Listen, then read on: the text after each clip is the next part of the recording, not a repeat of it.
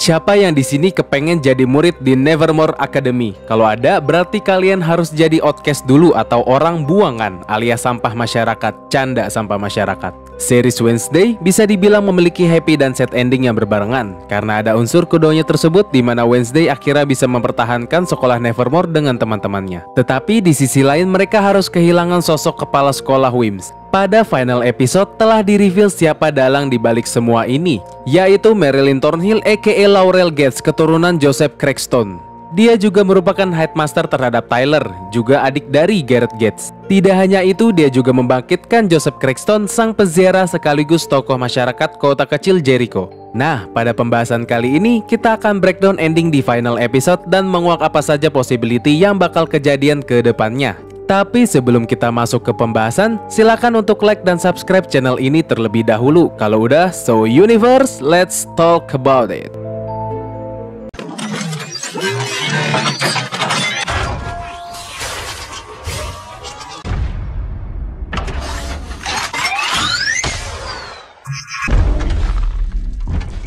Setelah berbagai karakter mencurigakan, akhirnya pada final episode 8 di-reveal yang menjadi secret main villain ialah Miss Thornhill aka Laurel Gates. Karakter yang diperankan Christina Ricci ini menjadi secret villain yang tidak tertebak, dengan menutupi niat jahatnya sebagai guru normie atau normal pertama dan satu-satunya di Nevermore Academy. Just in fact, sebenarnya Christina Ricci adalah pemeran Wednesday pada The Addams Family tahun 1991. Miss Thornhill ternyata nama samaran Laurel Gates, salah satu keluarga Gates yang fanatik membenci orang buangan atau outcast, dengan menjadi anggota keluarga terakhir setelah kakaknya Gareth Gates yang dibunuh secara tidak sengaja oleh Morticia saat Gareth mencoba membunuh Gomez Addams. Wednesday menyadari bahwa Laurel sebenarnya masih hidup dan dalang dibalik semua pembunuhan yang terjadi. Rencana busuknya terkuak setelah Eugene siuman. Dia mengatakan bahwa pelakunya memakai sepatu merah yang khas. Setelah memasukkan kematiannya, Laurel Gates kembali ke Jericho untuk menyelesaikan perang melawan para outcast yang dipimpin oleh leluhur keluarganya Joseph Crackston. Dengan membutuhkan darah Goody Addams lewat Wednesday sebagai keturunannya untuk membangkitkan Joseph Crackston melalui ritual. Pada final episode tidak ada tanda-tanda bahwa Laurel Gates benar-benar dibuat mati setelah scene di mana dia disengat sekumpulan lebah dan diinjak oleh Wednesday. Tetapi teori yang paling masuk akal, dia masih hidup entah dilarikan kemana. My name is Joseph Crackston sendiri ialah leluhur keluarga Gates dari tahun 1600-an, merupakan peziarah terkemuka dan membenci para outcast. Kekalahan Joseph Crackston sudah menjadi foreshadowing pada episode ketiga Wednesday dan Thing membakar monumen Crackston. Pertanyaannya, apakah dengan gagalnya Joseph Crackston yang dibangkitkan Laurel Gates benar-benar memadamkan semua misi jahat untuk membunuh para outcast? Terlepas setelah kekalahan Joseph Crackston setelah ditikam jantungnya oleh Wednesday kemudian dilenyapkan, tidak menutup kemungkinan bahwa misi untuk memberantas para outcast belum berakhir. Keluarga Gates tampaknya hanyalah salah satu dari beberapa keluarga kaya dari Jericho yang merupakan keturunan Joseph Crackston, dengan keluarga atau orang lain yang membenci outcast menggunakan tragedi keluarga Gates untuk menghasut lebih banyak kebencian terhadap para outcast.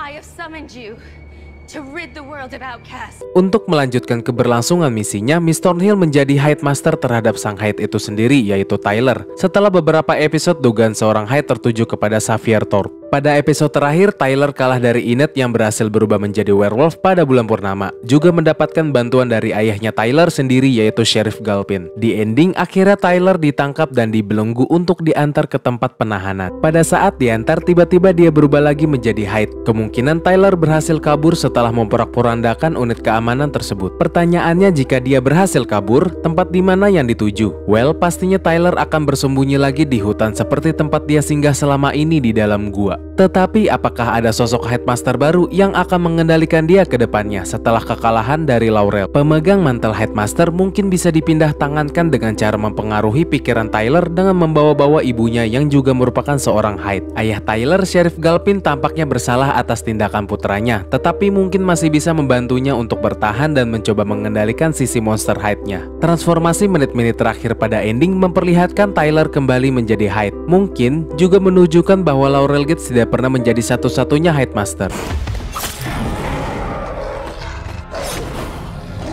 Lantas siapa yang akan menjadi sosok villain pada season 2 nanti? Sekaligus menjadi mastermind dan headmaster baru di balik kejadian semua ini. Well, pastinya sudah ditis pada ending saat Wednesday mempunyai handphone baru hadiah dari Xavier. Wednesday mendapatkan pesan dari orang yang tidak diketahui. Pesan dari Stalker berisi foto-foto dia ketika bersama Tyler di cafe dan saat Xavier memberikan hadiah handphone. Apakah sosok Stalker itu Laurel Gates yang selamat? Pastinya tidak, karena akan terkesan repetitif dan membosankan jika mendapati villain yang sama lagi pada season 2. Seperti yang gue bilang di awal, kemungkinan ada keluarga atau orang lain yang membenci para outcast, yang mungkin juga masih keturunan kerabat Joseph Craxton, dengan menggunakan tragedi keluarga Gates untuk menghasut lebih banyak kebencian terhadap para outcast. Ada satu orang yang menjadi dugaan paling kuat, dia yang mengerimi pesan ke Wednesday dan juga berpotensi menjadi next villain. Dugaan paling kuat yaitu anak dari Mayor Noble Walker adalah Lucas Walker. Dari kemungkinan Lucas terselimuti oleh dendam karena kematian ayahnya. Juga foto-foto yang dikirim ke Wednesday. Dia juga suka mengunjungi cafe Winterfell dan merupakan orang normis yang pernah memasuki Nevermore saat kerja bakti. Terakhir yang masih mengganjal, apakah Wednesday masih memiliki skill regenerasi setelah diberi kekuatan dan dirasuki oleh leluhurnya yaitu Goody Adams? Sepertinya tidak, karena dengan kalahnya Joseph Craxton, Goody pernah berkata, "Setelah ini kau tidak akan menemuiku lagi." Stay out of this. Tell me, freak.